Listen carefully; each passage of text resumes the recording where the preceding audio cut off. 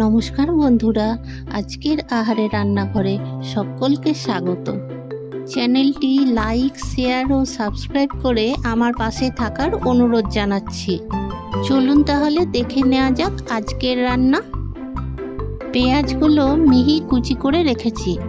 পাবদা মাছে নুন, হলুদ এবং সর্ষের তেল মাখিয়ে রাখছি। এই মাছ খুবই সুস্বাদু হলেও এটা ভাজার সময় আমাদের হাতে মুখে তেল ছিটে পুড়ে যায়। সর্ষের তেল দিয়ে দিয়েছি। মাছের গায়ে একটুও জল লেগে থাকা চলবে না। তারপর নুন, হলুদ আর সর্ষের তেল দিয়ে মাখিয়ে নিলে এই মাছ খুব নির্ঝঞ্ঝাটে ভাজা হয়ে যায়। আর একটা ঢাকা দিলে তো আরোই ভালো। এভাবে ভাজলে তেল ছিটে পুড়ে যাওয়ার চান্স প্রায় থাকেই না। মাছগুলো খুব নরম হয়, তাই এগুলোকে একটু সাবধানেই নাড়াচাড়া করতে হয়, না হলে এগুলো ভেঙে যেতে পারে। মাছগুলো ভাজা হয়ে গেছে, উঠিয়ে রেখে দিয়েছি। আবার একটু তেল দিয়ে দিলাম। আবার চপারে দিয়ে দিলাম দুটো টমেটো আর ধনেপাতার ডাঁটিগুলো, কালো জিরে আর কাঁচা লঙ্কা দিয়ে দিলাম। এভাবে মাছ ভাজলে তেল ছিটকায় না বলে রান্না করার পরের খাটুনিটাও একটু কম থাকে। পেঁয়াজ কুচিগুলো দিয়ে দিচ্ছি। এই রান্নাটার ক্ষেত্রে পেঁয়াজটা একটু বেশি মিহি করে কুচাতে হবে। আপনারা যাতে কমফোর্টেবল তাতেই করে নেবেন। এভাবে রান্নাটা বানালে খেতে কিন্তু খুবই সুস্বাদু হয়। আপনারা বাড়িতে বানিয়ে আমাকে অবশ্যই কমেন্টসে জানাবেন কেমন হয়েছিল আপনারটা।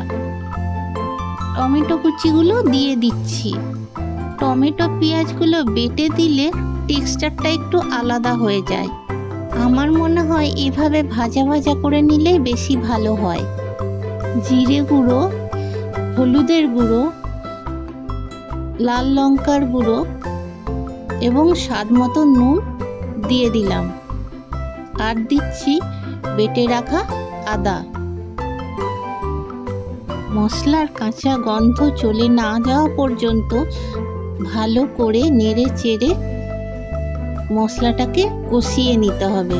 যত ভালোভাবে মশলাটাকে কষাবেন ততই ভালো স্বাদ হবে। মশলা থেকে তেল ছেড়ে দিলে জল দিতে হবে। যতটা দরকার আপনাদের ঝোল বানানো সেই অনুযায়ী জল দিয়ে দেবেন। ফুটে উঠলে ভেজে রাখা মাছগুলো দিয়ে দেব। এমনই অনেক নিত্য নতুন রেসিপির জন্য আমার সাথে থাকবেন বন্ধুরা। ভেজে রাখা মাছগুলো দেওয়ার পর খুবই সাবধানে এগুলোকে মিশিয়ে দেব।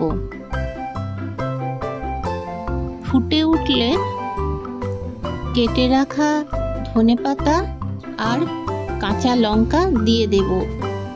কাঁচা লঙ্কা পরে দিলে এর ফ্লেভারটা খুব ভালো আসে।